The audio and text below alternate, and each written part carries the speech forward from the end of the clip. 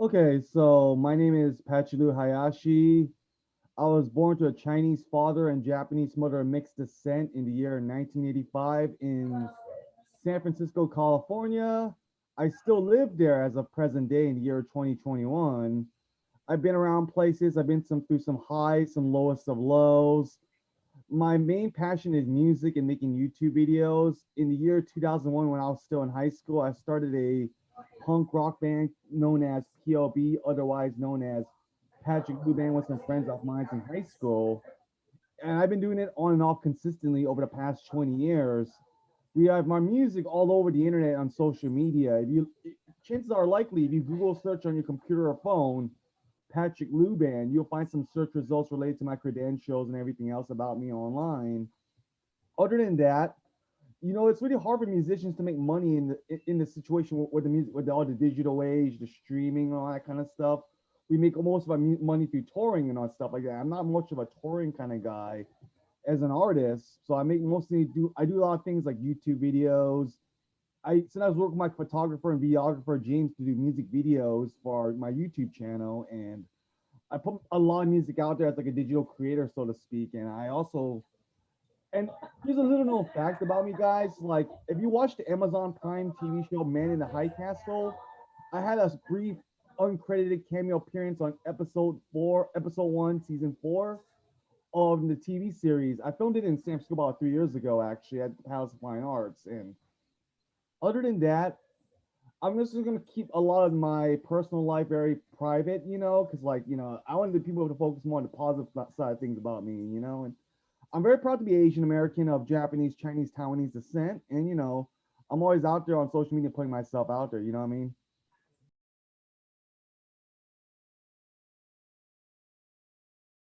So when I was growing up in the '90s, I'm a '90s kid, of course. I was born in '85. I'm a early millennial, so I grew up in the '90s, and I was always into rock and metal music and some rap music at an early age, actually. Like, but originally my original passion or big interest as a kid, as a child in the '90s, was wrestling and stuff like that, and video games and TV shows. I was a big WWF fan back in the '90s, but deep down, I was always into music. Like I remember in the early '90s, like I don't remember exactly when chronologically on the calendar, but like it was got to be sometime in the early '90s when I was like 5 or 6 years old. Like my mom would play me these Beatles and Rolling Stones records on the turntable. You got to keep in mind this was the days before like we even had a CD player, and this was days before the iPod was even a thing.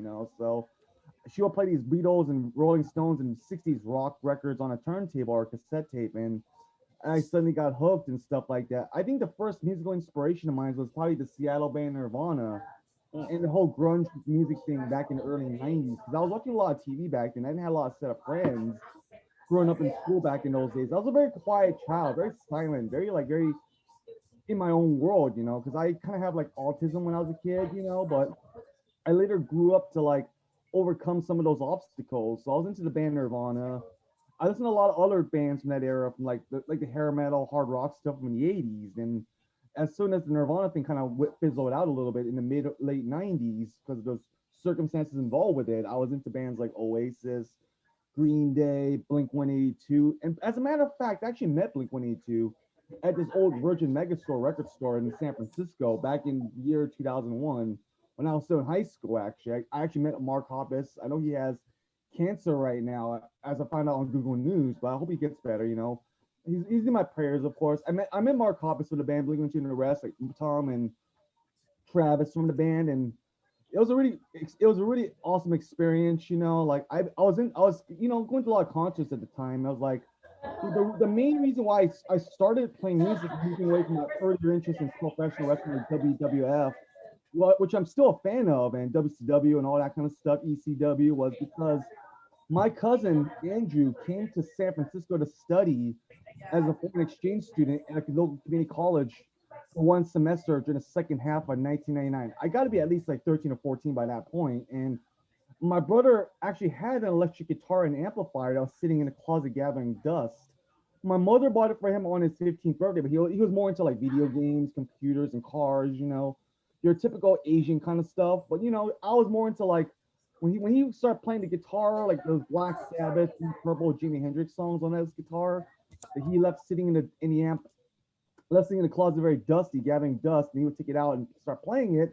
I'm like, yeah, that's what I want to do. And I was going to middle school at that point. I was not really having a good time. I was getting bullied a lot. I always sat at lunch sat by myself at lunch. I was just pondering like what is there more to this life really than just being here really, you know? So it's like at the time I was like, yeah, I gotta play guitar. I gotta learn how to play because like there's gotta be more to life than just sitting in this school just feeling all empty and alone, you know. And I was like kind of like the Asian kid Lawrence from this movie School of Rock, you know, starring Jack Black, you know.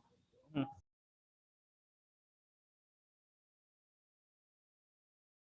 Oh yeah, it happened quite a bit during the 2000s, the early and some of the early 2010s. Like I started the band PLB, like I said earlier in the interview, in 2001. Like I was like basically working my years trying to own my craft and like get better at what I do. I put out my debut album, Jump Out and Roll, in the year 2006, which was just got recently re-released on Apple Music, Spotify, all those platforms and shit, you know. And like I remember like around that same period, I was playing a little bit of shows. I wasn't really quite ready yet to reach to the further top like I am now, so to speak, sort of. But like I'm in the late 2000s, I was putting my music out there and stuff like that on social media websites, and I would often advertise my songs to critics on SoundClick.com and other websites. And I was getting a lot of heat for unknown reasons. I was like, I think it could more likely speculate as race related because I was like one of the few Asian American males putting my music out there on those sites back then. You know, I'm not saying Mm, there yeah. wasn't anyone else, but like the music was just very different, very disjointed, and very like out there and eccentric and stuff like that. Like I don't know how to put into technical terms, but like around 2008, 2009, maybe Mhm. this kind of lasted between up until like mid 2011 when things kind of get got a little bit more subtle. But I was getting a lot of heat on social media for my music and my persona on social media in general because like I'll post my music on SoundClick.com and other websites, and people would say nasty things about me, like you know, like oh he sucks, he's never gonna make it, or blah blah blah blah. But they never really, oddly enough, they never mentioned my race, but I could kind of see right through them that they had something against an Asian American artist or male artist putting out this kind of music, influenced by Nirvana and all that kind of stuff, and other rock and roll bands. Like you know, like they were just really not ready for this type of music to be out there, and they couldn't really hear it straight through, you know. But like gradually, and I remember like in some of the early 2010s and mid 2010s, I was going through a lot of problems. Like I remember I said in this interview, I was not going to talk about so much of the negative stuff around my career and my life, but I was going to give it more subtle details. Like I was dealing with a lot of like haters on social media. I was dating my ex at the time, what named Faith. I don't. The relationship has since ended. We burned bridges like many years ago. Mm. It was nothing had to do with her race being the issue why we broke up. It's just that she was not really the one, so to speak. So like I remember when this thing was going on between when I was dating her and the other things I was dealing with, like I had a lot of haters on social media and a lot of people were like turning against me. Like it's like in professional wrestling, you were basically trying to be this face character like John Cena, but the crowd keeps booing you and stuff like that for no apparent reason. Like they're just tired of seeing your act day in day out on the internet on a computer screen, so to speak. And like I was going through a lot of stuff at the time. Like then you know other than that, like my band, the previous lineup of Patrick Lew band was kind of splintering in different directions, so to speak. Mhm. I hired some guys who I knew from my university that hired to be hired guns for the band POB at the time in the early 2010s, but they were not the type of guys that I wanted to be in the fucking band, so to speak, because they were giving me a hard time. And you know, one of the guys in the band actually said something very disrespectful towards me and stuff like that, which I'm not gonna elaborate on. And there's some a lot of things between those three guys and me that didn't really click, and we're not seeing eye to eye on. So like around the end of 2012, like POB, I was having a conversation with my former bandmate at the time. He was like, I think we should just stop doing the PLB thing because like you should do your own thing. Like at the time, I was like, oh man, that sucked. So around the same time, like I was dating my ex girlfriend Faith at the time, or ex fiance Faith, and it turned out to be a very toxic romantic relationship because she was very controlling and very manipulative and all that kind of stuff. And you know, I was going through a lot of heat over the whole matter, and I was caught in the moment. If John Lennon had his lost weekend, I had my fucking lost weekend too. You know, like I was like cut off from the real world when I was during the last 18 months I was dating her at the time. And like I was doing music, but I was not doing what I should have been doing in the first place. I was like, yeah, I was working a day job for the first time because the recession kind of winded down by 2013, you know. But I was also like feeling like I gotta do more than just work my ass off at 9 to 5 doing what I was doing at the time. I gotta be out there playing music. So like the relationship thankfully ended in mid 2014. I was able to come back to do what I wanted to set out to do with Patrick Lew Band and all that kind of stuff, otherwise known as POB. But like around 2015 is when things started to like really reach a breaking point because I was dealing with a lot of toxic ex girlfriends like Pitsu and Monique. Well, fuck them, you know. But other than that, I was dealing with a lot of shit at the time. But that was very similar to what I was dealing with in 2008, so to speak, which I mentioned earlier in this question, you know, as answers, you know, like. But towards the end of the year, I introduced my cross dressing gimmick, Madeline, you know, and she was like basically like marketed as like a long lost sibling, so to speak. But I got the inspiration to do the Madeline gimmick through partially through Hatsune Miku from Japan. Mm. But I was going to do it in my own way, and that's what also brought the stocks of Patch Band back up the following year, and then she's remained a consistent mainstay in the PLB persona saga and music since then. And around the same time, I began branching out with other musicians. I was playing in a band called Diverse. I filled in another punk band with my friend Johnny in a band called The Torture. You should go check them out, guys. They're a really cool punk rock band, and I eventually became a full time member of my previous girlfriend Segan, also my good friend Segan in her band, Crazy Lou's in a Box. She's Vietnamese and half white, but she's a really cool person. I really like hanging out with her. She's a really fucking awesome and amazing person for sure. You know, like we have like 5 albums right now on the platforms like Apple Music and Spotify. You know, and which leads us to 2020 is like when I really reached the status where I'm like where it's not really well, I still have haters, of course. Everyone's gonna have haters, of course, but like by 2020 time, I was already at the point in my stage in my music where I'm like really I have these credentials now, so to speak, and it's also working well in my favor. Like the press is writing better stuff about me, and you know I have expanded myself to a so-called prolific state, so to speak. You know, and I'm also earning like passive income through my music too. It's like wow, it might have took about like 15, 20 years not to pull Grandpa Lucas photographs, but it was well worth the wait. You know. Yeah.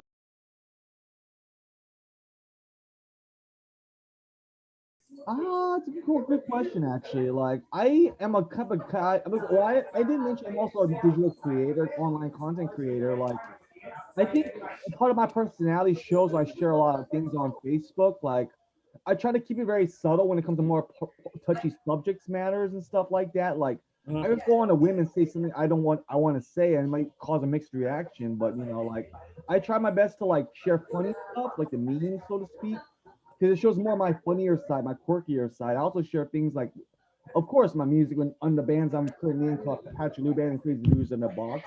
Give my 4,000 stands on social media on my Facebook platform to check it all out, you know. But I also like to be like, you know, very active because I later learned that if you want to stay in the game and stay on top of everything, you have to be consistent and very active. And like if you're not active, then you're gonna lose a lot of attention over time, basically. But I have to make sure my content is also very filtered too sometimes, because like I remember in the past when I was on Facebook, I would write things I would sometimes regret later on in years. I was like, I'll look back on it and say, man, why did I write that shit? Why did I write that bullshit? You know, like, but now it's like I have this since, but that was during the time when I only had like 200, 300 Facebook friends on that profile you added me on. But now it's like I got 4,000 something. It's like I got to really make sure I keep myself in check when sharing all these content, even though I'm still being very active on the social media platform on Facebook because but those 4,000 see something out of them, out of the ordinary, I post up and they would take it very, very personal. You know, I didn't mean to do those kind of things, or I might have fucked up on it or something and made a mistake. It's not gonna be a, it's gonna cause bad PR, and you know the TMZ motherfuckers and on social media are like, oh, Patrick Lew said something like this. We should not listen to his music. I don't want to be like those kind of guys, but at the same time, I would also post up funny stuff, and these motherfuckers sometimes would be reacting some trivial petty shit on my post, like, "Oh, that is terrible." Like one time, not too long ago, these two motherfuckers on my Facebook, I shared a meme about like how I like curvy women. It's good to be curvy, and this one fucking bitch was like, "Oh, Oh yes, it's disgusting.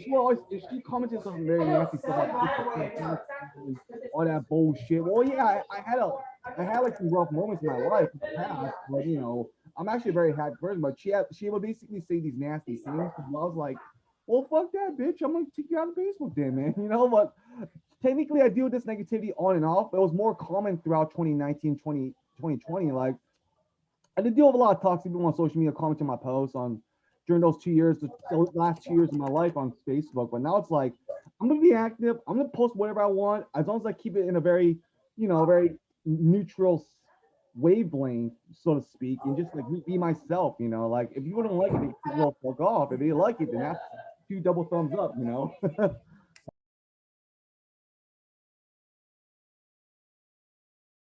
It's hard to say because like some things are definitely there are some things I have to admit that definitely they do need to be canceled, like blackface, racist Asian jokes with bad timing that should never from comedians that should have never been that were never funny in the first place. 'Cause I'm Asian American and I have a lot of black friends and that stuff really personally offends me really and really hurts my feelings, of course. But there's also a lot of things that shouldn't be canceled in general because like it was just done in a way that you just gotta think for yourself, think outside the box. Like, should we really have this or should we really not have that? But I watch things like I'm for example, man, like the WWE just sold their content to Peacock Network on NBC, and now they're gonna like filter out some of the edgier material from the Attitude Era, from that period in professional wrestling, specifically the WWF or formerly now known as WWE at the time, and it's like a lot of wrestling fans were not happy with that because we grew up watching that kind of stuff. It didn't offend us back then.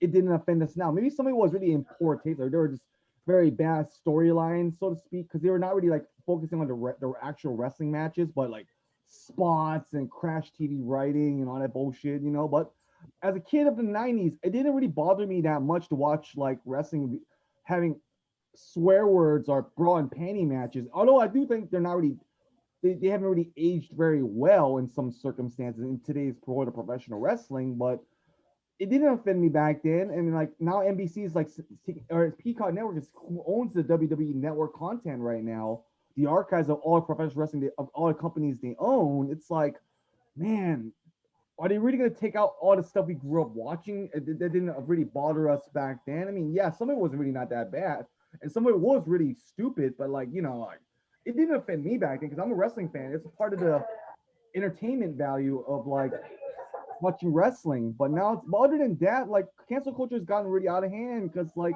I see some motherfuckers be like complain about the smallest motherfucking thing, like, oh, we shouldn't watch Looney Tunes because Elmer Fudd uses a shotgun, he's trying to kill a rabbit, or we shouldn't watch the fucking this TV show because it shows like an Asian guy with a white girl holding hands, and they're just, and I think that's really blasphemous. Like, who gives a fuck? It's not like it's like hurting anybody. If you can think for yourself, it's like you can really like really develop a more open mind and say, hey, this is not offensive. This is just part of the entertainment value, just to try to get the viewers in, really. But it just depends on how subtle, what kind of content is being presented out there that's really like should be canceled or not, really, because like I had in the recent years, man, like I had to tone down some of my grittiness from the 2000s, early 2010s era of my social media persona because I'm afraid if I say something like, "Oh, I love Japanese girls," which I actually do, or I love this white girl because she's curvy, blah blah blah. It was not done in poor taste when I say those kind of things. It's just me expressing myself, like because I believe in First Amendment rights. But Mhm. I said those things like I'm pretty sure if someone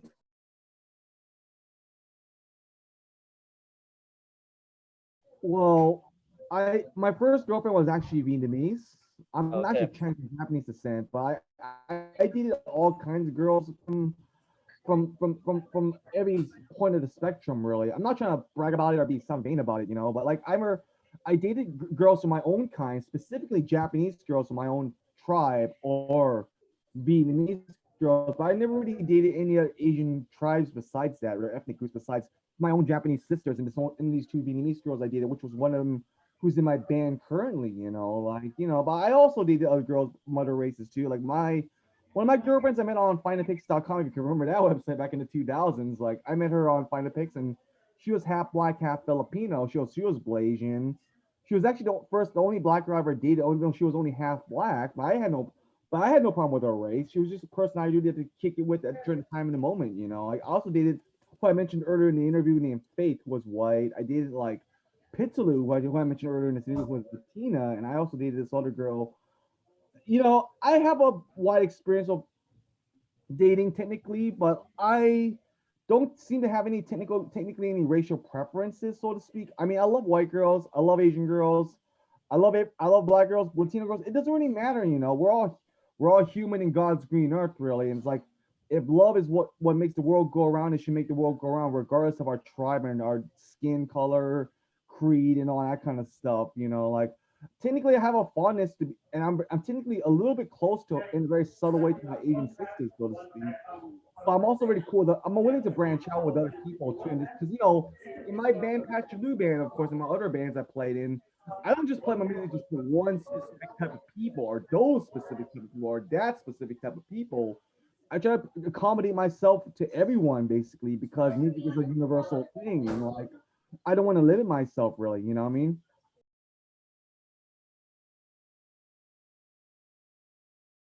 Oh yeah, it should have been like I remember in the '90s, man. Like we had Jackie Chan, Chow Fat, and all these guys making Hollywood blockbuster action movies in the box office. It was like the kind of like the starting point for Asian men to branch out into mainstream films. But like other than that, like we've always been stereotyped as like these nerdy guys or like these guys who know martial arts. Not saying it's a bad thing, but like we're more than just that, really. Like but we often ever since the beginning of time in this country when the mainstream media was initialized and stuff like that, we were seen as in a very nasty light. Like we had these.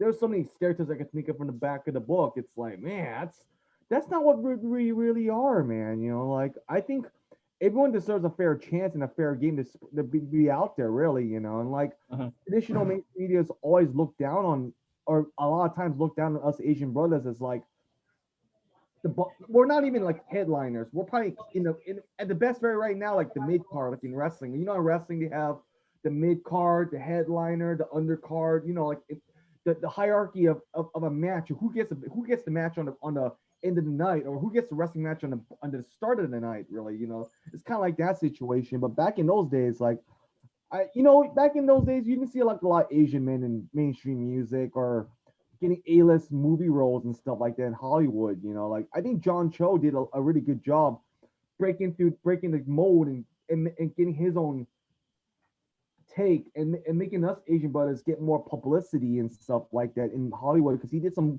movies in the previous decade on a TV show called Selfie on ABC that really was Yeah. he didn't really have like a lot of Asian men as A-listers in the start a leading role until he came along. But before that, we did have those kind of things, but they were like, they were mostly like stereotypical of like we're either the nerds or we're like the martial arts masters and stuff. Like, not saying knowing martial arts is a bad thing, it's just that we were more. There was more to us than just those kind of things, really. And if it weren't that itself, we would be looked down in a very negative light, so to speak. Like I think this should. I know with the expansion of boy bands from K-pop like BTS and all these kind of guys, that's giving us a more worldwide profitability in mainstream culture. But like that's always a good thing too, because like in recent years we had like movies like Crazy Rich Asians, BTS, John Cho making A-list movies as a leading actor and stuff like Mm. that. But personally, I think this thing should have fucking happened a long fucking time ago. Because like if this was gonna start in the '90s, because we had these things happening in the '90s, but it could have happened like even then rather than now. It's just so belated. Like right now, the representation of Asian males has gotten a lot better, or especially Asian American males has gotten better a little bit in recent years. Because like we have guys like BTS, we got rappers, my friend Alan Z, China Mac, and all these guys. Like we're like making it right now with what we do and stuff like that. And there's been a little bit more positive representation of people like us, a little bit in the media. But as far as I know, like there should be a lot more to that than just than what was done before. Really, I think we have a lot of potential, a lot of room to grow, really, and take over the masses, really, take it to the bank, really. Also, I've noticed, man, like traditional media or traditional formats like MTV, radio, Hollywood, they're not as wide. They're still the main thing, but like people are now focusing on like micro influencers, YouTubers, in things that are basically directed through digital platforms now these days too. Like there's digital celebrities like myself and others, like we are, because the internet is opening a wide door of other things out there that was never seen as profitable by the mainstream, and is taking it out there up the wazoo, really.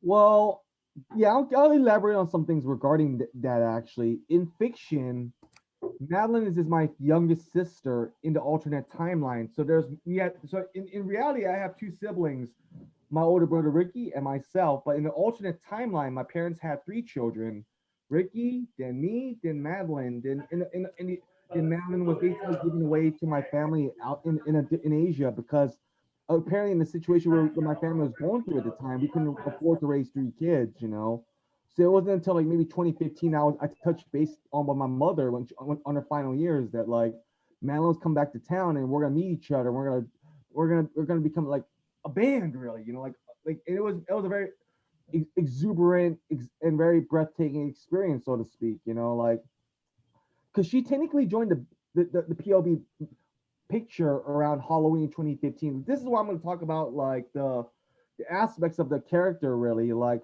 to be honest with you, I don't know why I started cross dressing in the first place. I'm not doing it for sexual purposes or anything like that, but it does put me in the non-binary category, so to speak, in the when the classification of gender. Like technically I'm attracted to women, and not all cross dressers are technically theoretically homosexual, although there's nothing wrong with that, really. Like I support LGBT, I support my Asian brothers, black sisters, Black Lives Matter, all those kind of stuff that are a hot topic these days. Like I started cross dressing as Madeline because like I don't know what I always wanted to see how that would go. Like I have this tendencies when I was a kid. Like I remember my mom once told me like, "What if you were born a girl instead of a guy?" And it was like a what if kind of question. Like what if, really? Like so.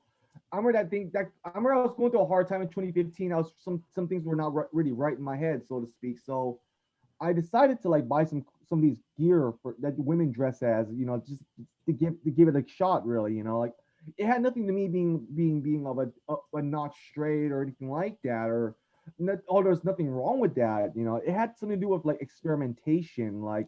So I began cross dressing in Halloween 2015. I cross dressed as a woman for the first time, and I took pictures of it, and I edited it rudimentarily on these virtual makeover websites, because this was at a time just shortly before we had face app and gender swapping and face swapping kind of like apps on our phones. So like I did that, and I posted it on Facebook, and I was originally supposed to be a one time thing, so to speak, with Madeline Hayashi and on social media. Then all of a sudden, boom, the stock and profitability with regarding PLB kind of went up a little bit higher, and like I didn't expect it to reach that sort of way, because like most of 2015 was a very fucking shitty year for me, really. I did deal with these fucking dumbass motherfuckers giving me a hard time on Facebook over things I don't necessarily need to have, really, because I try to live my life very stress free, what I mean, and these Mhm. exercises, but like around the time Madeline joined in, it's like it kind of brought the profitability and prominence of my PLB back to where it should have been. Because I just came back to doing music after like the divorce with me and Faith, just a year and a half prior.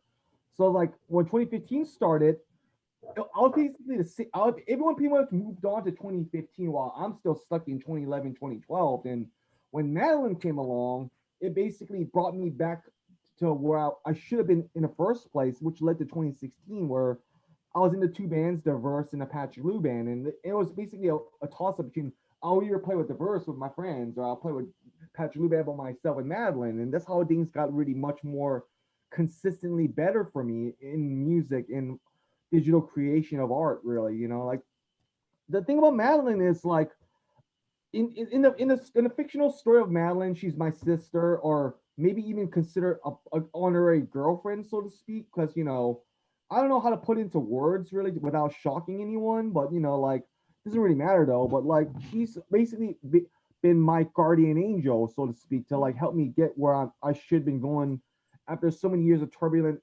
turmoil, so to speak, in my personal life and what I was doing in my life, really, what I was going through at the time, and but Mhm. also. the character Madeline is also described personality wise as a very eccentric, quirky female version of myself, which is pretty much the bottom of it, really. You know, like dissecting every detail what she's really like as a person. You know, because Madeline's actually very similar to me in personality, so to speak. We're also the same height because I'm 5'11", she's 5'11" too. You know, Mhm. we also have the same weight and stuff like that. When we weigh ourselves in the scale, like I'm 150 pounds, she's 152 pounds, and it's like we're basically twin siblings, and from and we were and that's why we were and we also are very close behind the music. In the alternate timeline, we're very close behind the music. We're very cool with each other. We have laughs, we have drinks at the bar, we watch Netflix and chill, at home. In some ways, some critics would often describe, oh, Patrick and Madeline are almost closer than some married couples, even, But Yeah. that's just how the story goes for the alternate timeline, so to speak. But other than when we want to go more technical with the cross dressing gimmick, it's also partially, like I said earlier on, it was partially inspired by Hatsune Miku, like she's like a cyber mascot pop star in Japan, which is based off an anime avatar, and the music is composed by a virtual synthesizer that does that or a robot singing synthesizer on a computer. That's what I did with Madeline too, as well, in the music as well.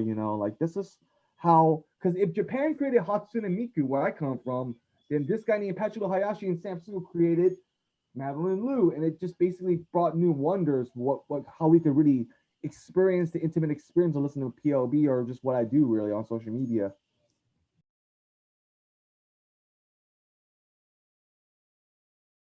Well, it's a very complicated matter, like I said, my father is Chinese, my mother is Japanese and mixed descent.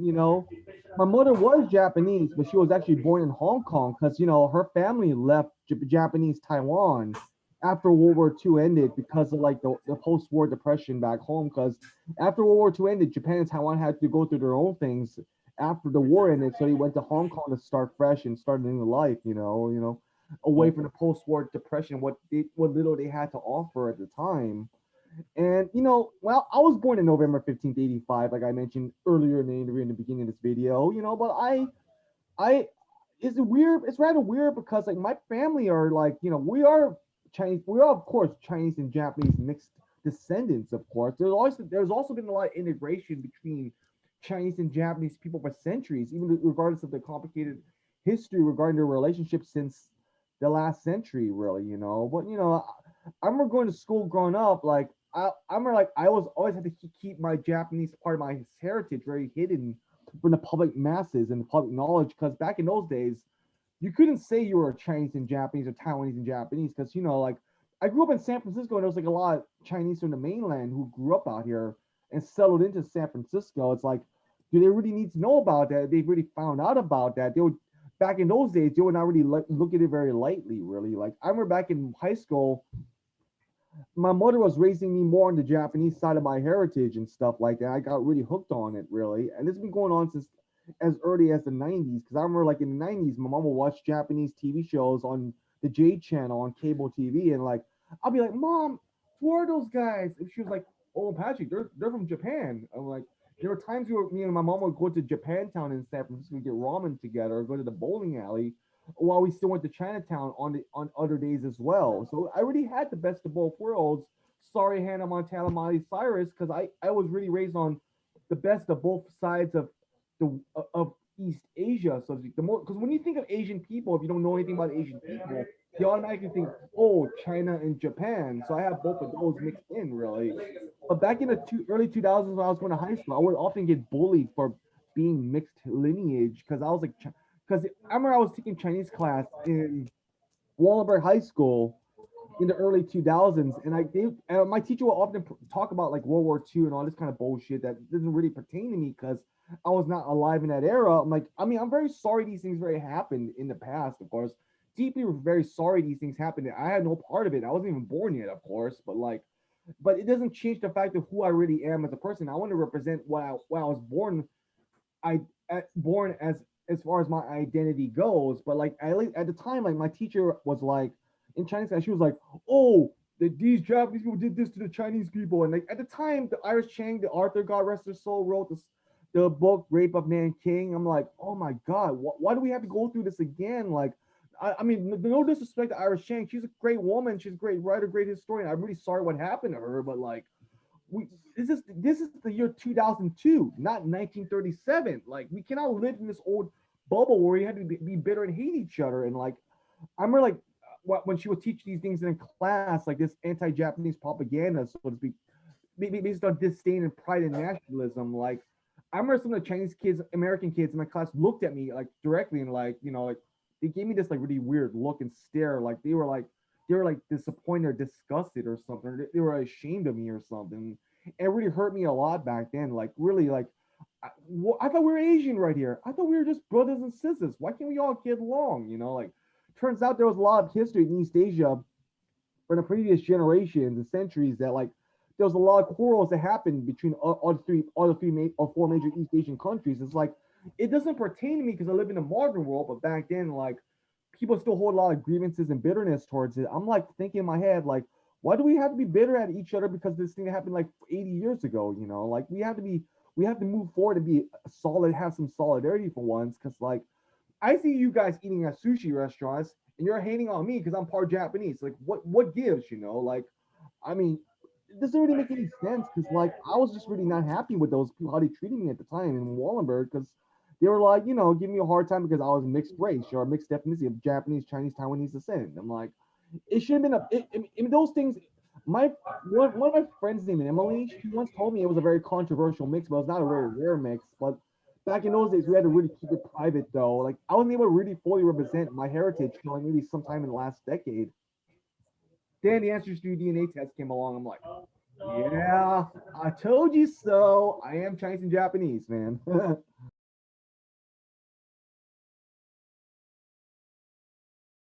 Well, you just gotta be yourself, and like, my advice to them is you just gotta be yourself and and just just go for it, man. Don't let any whole thing hold you back, really. As far as how why these things happen and why they're shy, I honestly don't really want to know or why, because everyone's different, of course. But I guess it comes from the traits of our culture. Like, we are taught to be more passive than from our past generations. But we live in the year 2021, so if you want to really want to get that girl like the Jackson 5 song, or like want to like put yourself out there, there's nothing wrong with that, really, because like I've been doing this for 20 years. Mhm. Yes, I had to go through a lot of problems putting myself out there with people, negative, toxic people, but like eventually, the more you put yourself out there, anything can happen. The possibilities are endless. Like, I think personally, like, I think it's always good to speak up because the more you speak up and the more you put yourself out there, the more you're gonna generate buzz, or something good maybe coming your way. Because like, yes, there are always gonna be these detractors that goes on when you're putting yourself out there online or talking to people on TV or on YouTube or something like that. But you just gotta like really try. You can believe. I have full faith that you can believe in yourself. Not faith from me, my ex-girlfriend, by the way. But I already have full faith that you can. I could believe you could do it though. Like, you can really do this for sure, and I think you can really show who you truly are without anything holding you back, really. Because we live in a world that that we are now a little bit more acceptable now or profitable. I think I talked about this when BTS and John Cho in my couple questions earlier. Like, I'm pretty sure there's a lot of people who are willing to give us a try, really, as long as we do our job and put ourselves out there, really. And I think the world is ready for us now, really, to really put ourselves out there and be heard by the masses. If they don't like it, well, fuck them. But if they love us, then the effort was worth the effort, the hard work, really.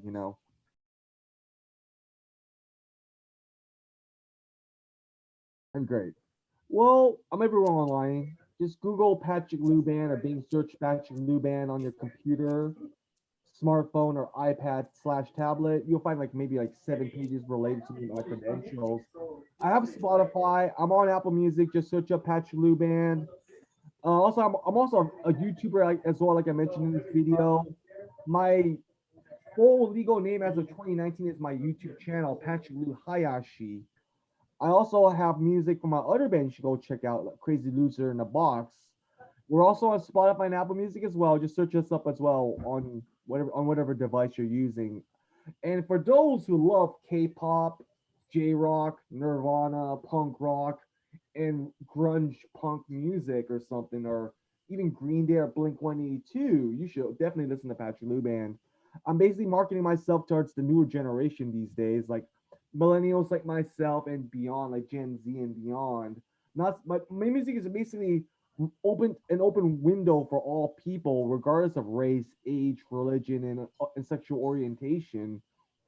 Like I said earlier in this interview, we I try to include everybody because I don't just play to my music to one specific type of crowd. So I just want to get myself as out there as possible. Whether you like rock and roll or not. Or let's say you're into rap, you can listen to this band, my band, or you're into the rock like me, you can listen to my band too because we're trying to put out interesting material as much as we can, really. So I really highly recommend you and really appreciate if you check out PLB and Crazy News in the Box, my two current bands, of course.